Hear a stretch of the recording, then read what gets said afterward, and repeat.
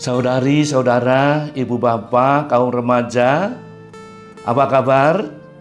Selamat jumpa. Kita bertemu dalam rahmat dan kasih Tuhan.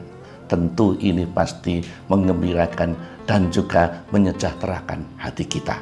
Mari kita dengarkan firman Tuhan, lalu kita renungkan pesan apa yang ingin Yesus sampaikan kepada kita.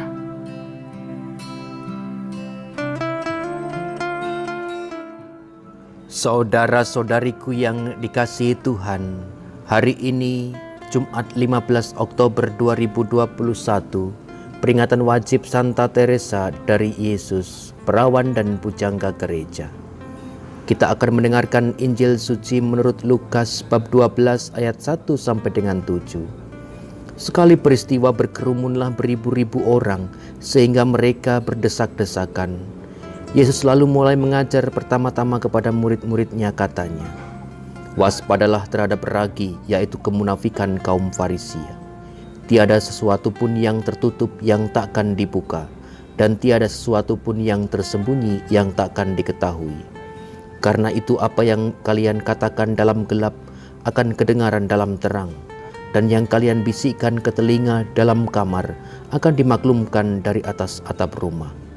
Aku berkata kepadamu, hai sahabat-sahabatku, janganlah kalian takut terhadap mereka yang dapat membunuh tubuh, tapi kemudian tak dapat berbuat apa-apa lagi.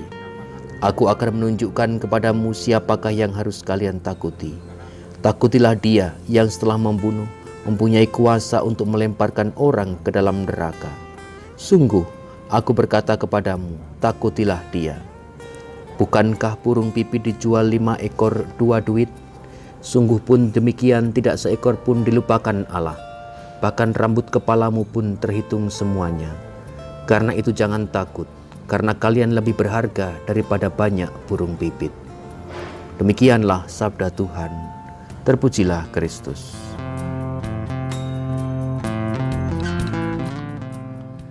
Ibu bapak, saudari-saudara, Yesus tadi bersabda, waspadalah, waspada. Rupa-rupanya ini sangat penting bagi kehidupan kita. Waspada terhadap apa saja, terhadap yang datang kepada kita maupun juga yang keluar dari diri kita.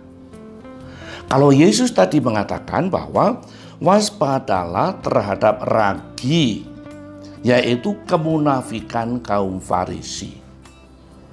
Jadi kemunafikan itu seperti ragi. Ragi yang kalau dicampurkan dalam satu adonan roti, itu akan berpengaruh, akan mekar, dan itu semakin besar rotinya. Dan bisa saja, kalau kehidupan kita yang tidak pantas itu kita anggap ini benar dan baik, menjadi suatu kebiasaan, sudah menjadi suatu ini hal-hal yang spontan muncul dalam diri kita. Nah, ini bisa menjadi ragi. Ragi bukan yang mengembangkan roti, tapi yang merusak kehidupan. Atau bahkan kita bandingkan dengan setitik air tuba itu bisa merusak seluruh susu satu belanga. Jadi ini bisa suatu hal. Karena itu lalu kita diajak untuk hati-hati. Hati-hati terhadap pengaruh orang lain. Apa yang dikatakan orang lain? Apa yang dibawa orang lain kepada kita? Bisa saja itu suatu iming-iming. Bisa saja itu suatu bujukan, dikemas dengan kata-kata yang indah, dikemas dengan iming-iming yang begitu menarik, tapi ternyata itu jebakan. Demikian juga kita juga bisa diajak untuk melakukan kesalehan, tapi kesalehan yang palsu. Memang rajin berdoa, memang rajin ke gereja, tetapi di dalam doa dan juga perjumpaan dengan Tuhan itu diselipi dengan motif-motif yang tidak baik. Itu ditunggangi dengan harapan-harapan yang sebenarnya itu bertentangan dengan doa. Dan juga bisa saja justru membuat Tuhan itu, aduh kok kata-katamu kok demikian. Ini memang orang melihat, aduh orang itu doanya kok begitu usuk. Wah orang itu rajin doa rosari. Tapi itu bisa saja di dalamnya itu ada hal-hal yang masuk karena ini keinginan-keinginan yang tidak terkontrol. Emosi-emosi atau nafsu-nafsu yang dan dalam hal ini orang Farisi itu dengan kesalehan, dengan doa-doa, dengan penampilan itu lalu mencari diri sendiri. Itu mencari pujian, mencari suatu orang mau menganggap kita ini hebat gitu. Dan itu salah. Jangan sampai kita terbawa ke situ. Kalau kita berdoa atau memuji Tuhan atau beramal kasih, itu betul-betul harus kita isi dengan sesuatu yang sangat penting bagi kita. Jadi ada kata-kata orang yang mengatakan demikian. Kita berbuat sesuatu bukan untuk dilihat orang lain, melainkan untuk bertumbuh dalam iman. Nah, bertumbuh dalam iman artinya kualitas imanku itu semakin kokoh, lalu hubunganku dengan Tuhan semakin mesra, dan Tuhan juga berkenan akan kehidupan kita. Demikian juga kalau kita mempersembahkan sesuatu, entah itu dalam kebersamaan memimpin doa ini, memimpin amal itu, dan macam-macam yang kelihatannya indah dan bagus itu. Tetapi kalau itu di dalamnya ada aku pengen diberi tepuk tangan, aku ingin supaya orang mengagumi saya, itu palsu, itulah ragi yang harus kita hindari itu.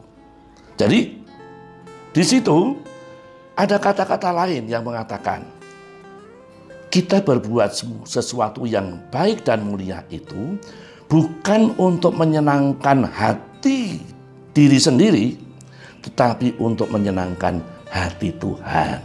Berarti arahnya itu untuk Tuhan, bukan untuk mencari pujian bagi diri sendiri. Inilah yang harus kita waspadai. Dan kadang-kadang orang-orang tidak melihat saat itu. Tetapi lama-kelamaan itu akan ketahuan juga. Orang akan merasa, orang akan mengatakan, loh kelihatannya ini tapi kok begini. Jadi kita tidak bisa pura-pura. Kita tidak bisa sembunyi-sembunyi dengan kesalehan. Tetap saja berlaku pepatah. Sepandai-pandai membungkus, yang busuk berbau juga. Jadi ini, kadang-kadang kita mengemas macam-macam itu dengan suatu bungkus-bungkus yang bagus, yang bagus. Tetapi kalau isinya itu hal-hal yang buruk, tetap akan ketahuan juga.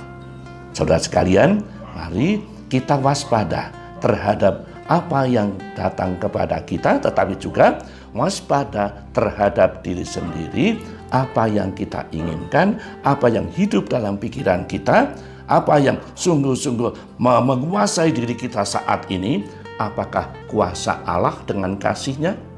Apakah kita dikuasai oleh kehendak baik untuk memuliakan Tuhan dan sujud menyembah, atau untuk diri sendiri? Semoga Roh Kudus selalu membimbing kita ke arah kebenaran yang membahagiakan. Terima kasih.